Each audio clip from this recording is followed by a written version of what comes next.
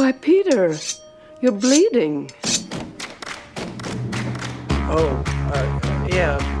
I stepped off a curb and got clipped by one of those bike messengers. Let me see. Oh, that was awful. It's nothing. How did you send it? Bike messenger. Knocked me down. What's he trying to say? I'm saying he's trying to help, but it looks like he's trying to do something maybe the police can't. Something the police can't. I think he stands for what you stand for, sir.